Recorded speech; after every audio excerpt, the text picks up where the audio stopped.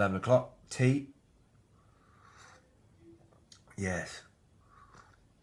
I've noticed that I've done a bunch of shows without actually having a coffee or tea break, and the whole point of 11s in the UK is that you stop, have a cup of tea and a coffee and a biscuit or whatever, and catch up kind of thing with yourself, because normally people get up fairly early, do a bunch of chores, and then go about their business, or if they're at work they have the 11s around the water cooler or in the kitchen, or it's kind of a thing that people do in the UK, I guess. 11 o'clock, or at least it was in the business places I've worked in. Anyway, enough about my boring past.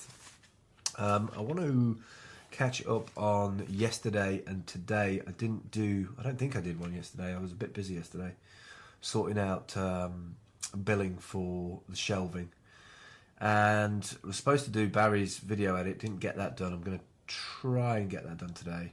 Keep putting that off, and I don't know why. I've got to shoot a video, a quick 10 seconds clip outside of BioCity to do an outside shot, so I can finish that video. And also I was supposed to have started the Pie Street site, the graphics text shows creative quarter bit, replace videos, newsletter link. Not done that yet, and I really do need to get that done, because that is for our Kickstarter campaign, so that it's got a backup site. We're ready to go with the Kickstarter campaign, but I really want to have the site up so people can sort of question it a little bit more as to what it is. So yeah, catching up on today, I managed to push the video for Ina Green Designs, so Leah from Ina Green, who's helping us with these things, which are our geeky pillows, which I've been wanting some geeky pillows, mainly just to dress the seats, but I've been wanting some geeky pillows for a while, and they cost far too much to ship from the States, and it seems crazy to ship material from the States when it's probably already come from India over to the US and then back again. It doesn't make any sense. So I bumped into Leah last week and said let's get together. So we got together yesterday, had a little brief chat about what we're doing with the pillows, about making some more. I'm going to pay her for materials and the time that she made these two, and I'm going to get a whole series of these, probably 10 of different social networks, and then go to somewhere like I can't remember what it's called, not Grays, Abode or whatever it's called, up on the lace market there, and ask them if I can dress some of their sofas and some of their beds with this and take some photos. Also managed to get an interview yesterday with Sam from Loop Wheels. Well, it's actually from Liquid something, I can't remember now. Loopwheels.com. He's recently a London lad who's moved to Nottingham, been Nottingham 12, 13, 14 years maybe, and lives in an eco house with his wife, I presume it's his wife, and managed to get an interview about his, as a crowd working extra for this week, about his Kickstarter campaign for Loop Wheels, which are basically reinventing the wheels, which has suspension inside the wheel, which I was just blown away. They look amazing, and the ride on it was really incredible. In terms of, you know, the suppression of coming off curbs, and the ride of it was really, really good. And he's raised 35k, he needs 40k, he's got about 20 odd days to do it. There's not going to be a problem there. I'm pretty sure he's going to make his money. And he was definitely one of my people, which is what I mean by that. He was his rationale, the way he thought about his business, his product, his engineering, and the way that he wanted to have some recognition for his 3D talent, his hard work that he'd put into to get this. And I think he makes a perfect role model to follow and track and do a documentary behind, because he's just like, you know, many other British inventors out there that don't seem to rise to the surface enough. And I think if we had more of that messaging, more of that inspiration, I think it would pick other people to have a go with their ideas and start their own small businesses and just have a go, really. Yesterday afternoon I was in Jack Cragg's, popped in there and managed to bump into the lady from, I think it was Jen, from Screen 22, which is one of the smallest galleries in the UK. No, not galleries, smallest cinemas in the UK. The smallest cinema in the UK, probably the world actually, I think she said.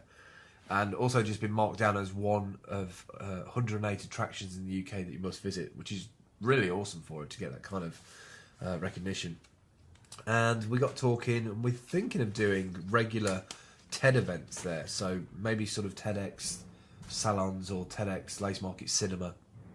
And the idea being that we pick 3 videos that are maybe 18 minutes in length, put those in front of 22 people, because obviously there's 22 chairs in screen 22, and charge people a couple of quid to go, and drinks and food, probably get Marsha or somebody else to come and actually make up the food at the site.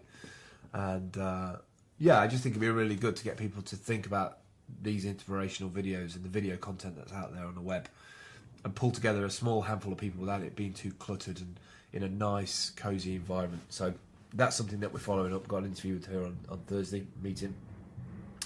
Also had a chat with Mac from Sallandor Books yesterday. Sorry about all the noise, but I think the moving bin's about.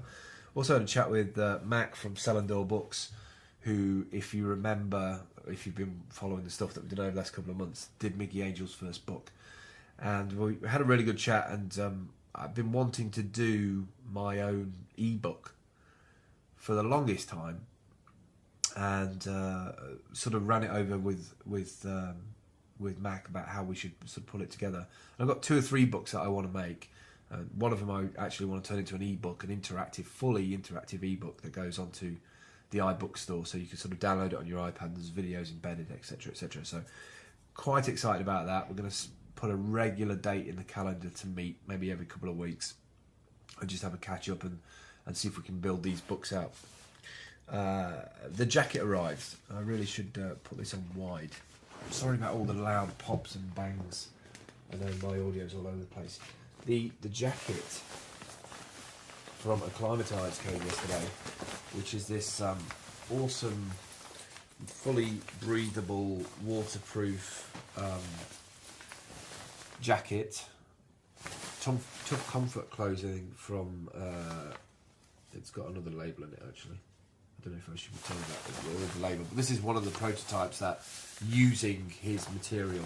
So what I've met a guy at the Gadget Show, and he has been doing fabric technology for 30 odd years, and we're developing a on-the-ground Nomad jacket based around this technology. We tried to make a prototype jacket before with a local Nottingham lad. He did a great job. There's nothing wrong with his prototypes. The issue was the material, and the material was far too heavy, and didn't dry very quick if it got wet. Tend to sort of like pull up if it just wasn't the right technology. And so this technology is perfect for what we want, but there's not enough pockets and sections on it for the kit that we need, but also for our brand advocates that we want to make from our students. So got the jacket now. We're going to literally lay out the technology that we would normally use at an event. So when we take our backpack, drop it off at the hotel, fill our jacket up and go out on the ground, and know that even if we're in social circles where we're drinking or we're running about the city or we're jumping into pedicabs, we've got a jacket that will cope with it, and we won't sweat too much, or if we sweat, that it deals with it. It's not too heavy, so it's finding that balance. And so I'll be putting this out to sort of social hiking groups and a few other hikers, etc., and asking what they would need in a jacket. I'm kind of thinking tech-wise, maybe an iPad mini pocket, a smartphone pocket. We've already got a smartphone pocket here, but maybe some pockets inside at the bottom, at the back for power. I think power is always a big one. And maybe some pockets in there for, emergency kits. So sort of like I've got these NATO matches, so somewhere for those to be securely dry away from everything else. So really interesting little side project on the go there. What else? I'll quickly try and finish this up because I'm going to edit this. I went to an event last night, which was this Nottingham Institute gather at Eddings, and what was cool about it is that Eddings have got this downstairs part, and they've got, their toilet is at the back.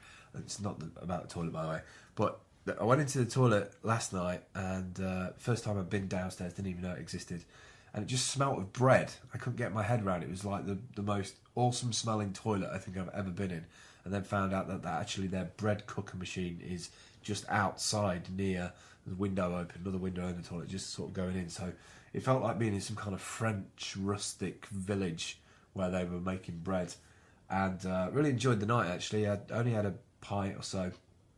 Unlimited chips kept on coming to the table, which is always good. I kind of like that over sort of bread, and even though there was bread and cheese, kind of like that idea of having stuff on the table that just gets replenished. And bumped into a bunch of old people I haven't seen for a while. Didn't really get a sense of anything more background about the Nottingham Institute. So a bunch of people that have come together, but I don't know what the goals are. So I'm interested to see where that pans out. I hope it will go into something productive. But it was good to bump into a bunch of people last night. Finally, the screen is going up for definite at Jack Cragg's today. What's different about the Jack Cragg ones compared to Hartley is that it's back to front image. So as you sit in the chair to have your hair cut, all these images are moving behind you. And that's going to be one of the first ones, I think, that we do additional extras on, which will probably be another Raspberry Pi in the main section for TV and media and TEDx talks and such like that. But also to get the webcam when it comes out. I believe there's I think it's a 5 megapixel Raspberry Pi camera that's coming out, which shoots 1080 HD, sort of interpolates. I can't even remember the term, but it makes it a HD image anyway. And we're going to make a custom board there. So I'll probably at some point visiting the Hackspace or getting in touch with the Hackspace to find out if they can help us, A, with hooking up the camera and a long enough cable and what kind of technology we can use for that. And also a system to use Python to be able to capture an input through the GPIO pins and then write a piece of code that connects with the API at Facebook or Twitter or whoever to be able to post that image for once they've had their haircut. It's going to be a cool little thing, cool little addition. And the idea is to, do as much heavy lifting sociably that they don't have to really be concerned about the heavy lifting. They can just ask their client, do you want to have a photo taken? Do you mind it going on our Facebook group? Hit the button and off it goes. So quite excited about that because it's sort of taking that geeky playing around with tech and actually putting it onto a physical, real world independent store where it's some benefit to their customers but also to themselves in terms of promotion. So that's it for today. I'm going to be working on the website, the Pi Street. We do have a link somewhere on my Seller54, at Seller54 or at Phil Campbell Twitter account for the Syndicate email list. If you're not on the Seller54 email list, have a look in the notes below this in the YouTube comments or actually on the Seller54 Google Plus community, and we'll catch up with you tomorrow. See you later. Bye.